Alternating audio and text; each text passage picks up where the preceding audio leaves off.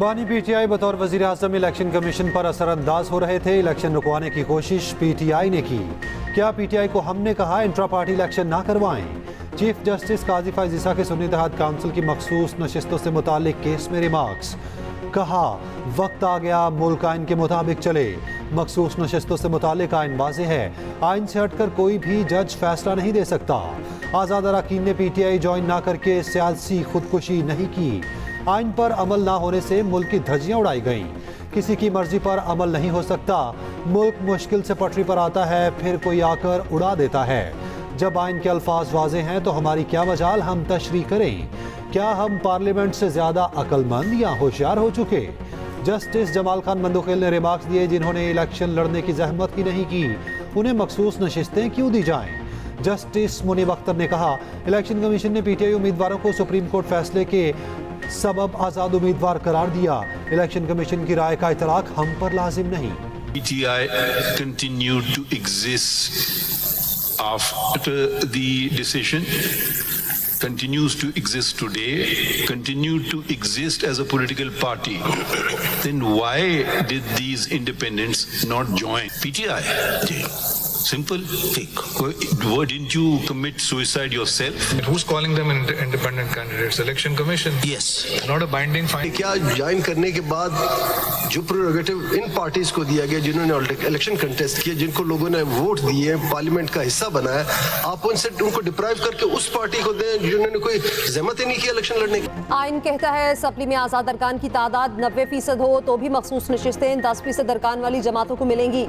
Chief justice के remarks. कहा उन्होंने हल्फ आइन पर उठाया है, सिर्फ ये देखेंगे कि आइन में क्या लिखा है। जस्टिस मुनीब अख्तर ने कहा आइन ये भी कहता है कि मखसूस नशिस्तें सियासी जमातों की जीती हुई नशिस्तों के तनासुब से ही मिलेंगी। किसी सियासी जमात को उसकी जीती हुई नशिस्तों के तनासुब से ज्यादा सीटें नहीं दी जा सकती। सुन्नी इत्तेहाद काउंसिल के वकील फैसल सिद्दीकी ने दलाइल में कहा कानून में कहीं नहीं लिखा कि मखसूस नशिस्तों की फहरिस्त जनरल इलेक्शन से पहले जमा करानी है। चीफ जस्टिस ने कहा अब तक यही होता आया है कि फहरिस्त पहले जमा करानी है। आप नया सिस्टम सामने ले आए हैं। फैसल सिद्दीकी ने कहा सिस्टम नया नहीं लाए, मसला नया सामने आया है, इसलिए हल भी नया ढूंढना होगा। चीफ जस्टिस बोले मसला भी तो आपने पैदा किया है। फैसल सिद्दीकी ने कहा मसला इंतखाबी निशान केस के फैसले से ही पैदा हुआ है।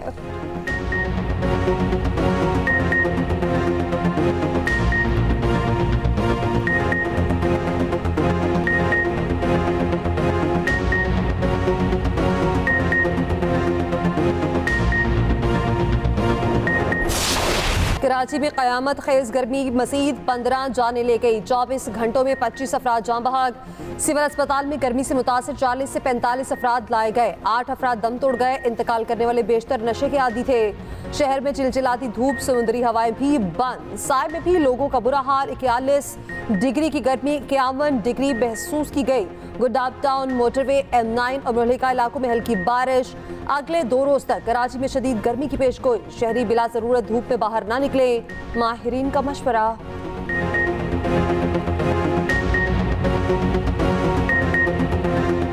मौलाना फजलुर रहमान ने ऑपरेशन अज़्म इस्तेहकाम को ऑपरेशन अदम इस्तेहकाम करार दिया। कहा ऑपरेशन से मुल्क मजीद अदम इस्तेहकाम का शिकार होगा।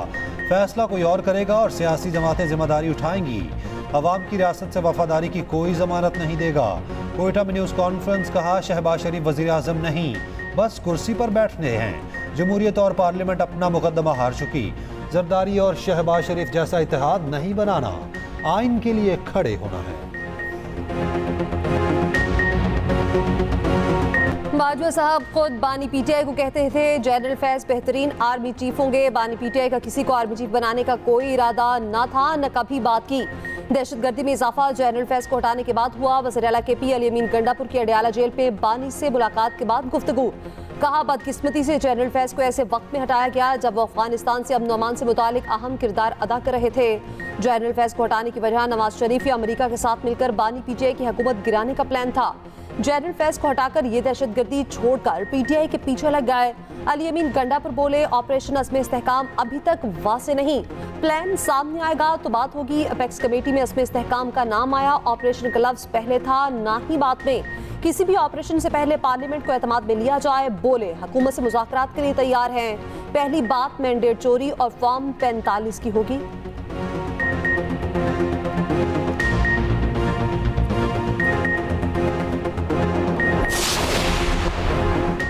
एएनपी का दहशतगर्दी के खिलाफ ऑपरेशन पंजाब से शुरू करने का मुतालबा। गवर्नर केपी के हमरा प्रेस कॉन्फ्रेंस करते हुए मियां इफ्तिखार हुसैन ने कहा, अब यह कारोबार नहीं चलेगा। पंजाब दहशतगर्दों का गढ़ है, ऑपरेशन का आगाज वहां से किया जाए। वहां 70 कालादम तंजीमें हैं, किसने वहां एक्शन लिया? गवर्नर केपी फैसल करीम कुंडी ने कहा, एएनपी के तहफ़्फ़ुज़ात दुरुस्त हैं, विफाक को बात पहुंचाऊंगा। वज़ीर आला ने सूबाई असम्बली को एतमाद में नहीं लिया और ऑपरेशन के लिए हाँ कर दी। ऑपरेशन शुरू करने से पहले सियासी जमातों को एतमाद में लिया जाए।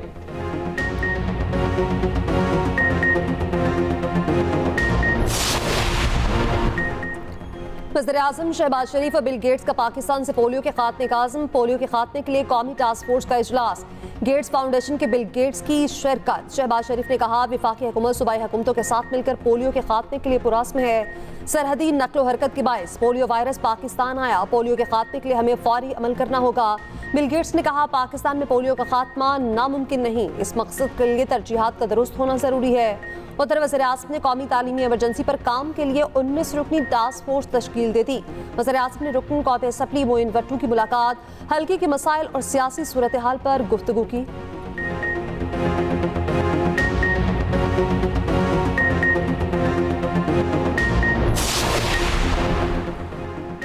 सदर आसिफ जरदारी की ज़ेर सदारत सिंध में अमन अमान की सूरत हाल पर इजलास। सदर जरदारी ने कहा कि रियासत के सामने हथियार डालने पर आमादा कच्चे के जराइम पेशा अफराद को बदतदरीज कौमी धारे में लाया जाए। छोटे जराइम में मुलविस अफराद की बहाली करके मुल्क का जिम्मेदार और कारामद शहरी बनाना चाहिए। कच्चे के इलाके के कबायली सरदारों पर मुश्तमिल एक कौमी जिरगा बुलाया जाए।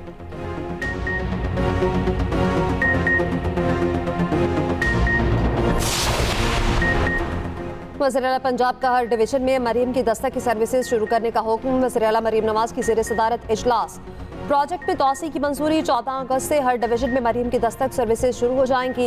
पुलिस, रेवेन्यू, बल्दियात एक्साइज, TMA, डेवलपमेंट अथॉरिटी समेत तमाम दीगर महकमों की सर्विसेज दस्तक के जरिए मुयसर होंगी। उधर वज़ीर आला मरीम नवाज का आलमी यौम ख़ातीन बराए सफारतकारी के मौके पर पैगाम। कहा, पंजाब हुकूमत ख़ातीन को बाइख्तियार बनाने और सिनफी मसावात को फ़रोग़ देने के लिए पुरअज़्म है।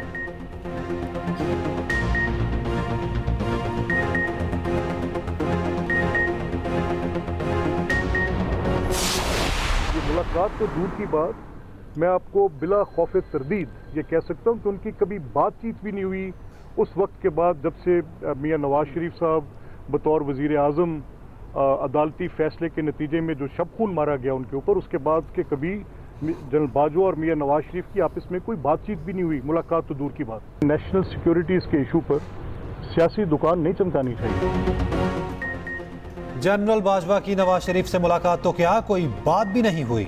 स्पीकर पंजाब असम्बली मलिक अहमद खान ने साबिक लीगी रहनुमा मोहम्मद जुबैर के इल्जामात मुस्तरद कर दिए। कहा, मोहम्मद जुबैर ने बेबुनियाद बात की, उन्हें कानूनी नताइज भुगतना पड़ सकते हैं। नवाज शरीफ की कोई भी मुलाकात या मसरूफियत छुपी नहीं रह सकती। मुलाकात की तफसीलात सामने लाएं, बताएं मुलाकात कहाँ हुई। मुलाकात लंदन में हुई तो बाजवा कब गए? कोई इमिग्रेशन रिकॉर्ड तो होगा। मोहम्मद जुबैर झूठ बोलकर PTI में ना जाएं।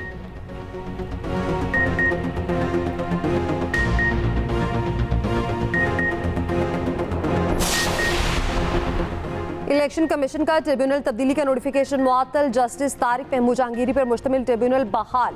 इस्लामाबाद हाई कोर्ट का MNA अंजुम अकील खान को तौहीन अदालत का शो कॉज नोटिस। हर समात पर हाजिरी यकीनी बनाने की हिदायत। चीफ जस्टिस आमिर फारूक ने एडिशनल अटॉर्नी जनरल से कहा, कौन सा आसमान गिरने लगा था कि कायमुकाम सदर से रातों रात ऑर्डिनेंस जारी करा दिया। आपने ऑर्डिनेंस की फैक्ट्री लगा रखी है, एक वाह फैक्ट्री है और एक ऑर्डिनेंस फैक्ट्री। वो असलहा और आप ऑर्डिनेंस बनाते हैं।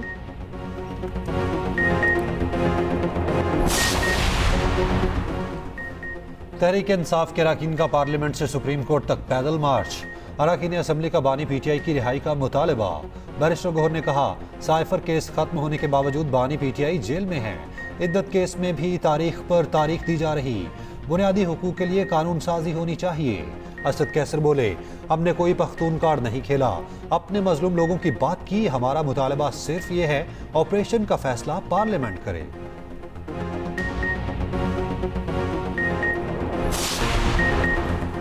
सदर ने सुप्रीम कोर्ट में 3 जजेस की तकर्री की मंजूरी दे दी। Justice Aqeel Abbasi, justice Malik Shahzad Ahmed, justice Shahid Bilal शामिल। जस्टिस शफीक सिद्दीकी कायम मुकाम chief justice Sindh high court तैनात।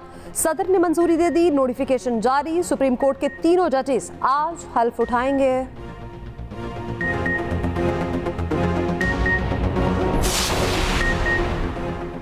हर ऑपरेशन के बाद नए ऑपरेशन की जरूरत क्यों पेश आती है?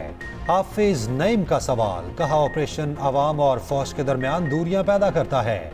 ये अनथी लड़ाई हम कब तक लड़ेंगे? अफगानिस्तान से बामायनी मुज़ाकरात ही मसले का हल हैं। पाकिस्तान, चीन और अफगानिस्तान मिलकर खित्ते में अमन कायम कर सकते हैं।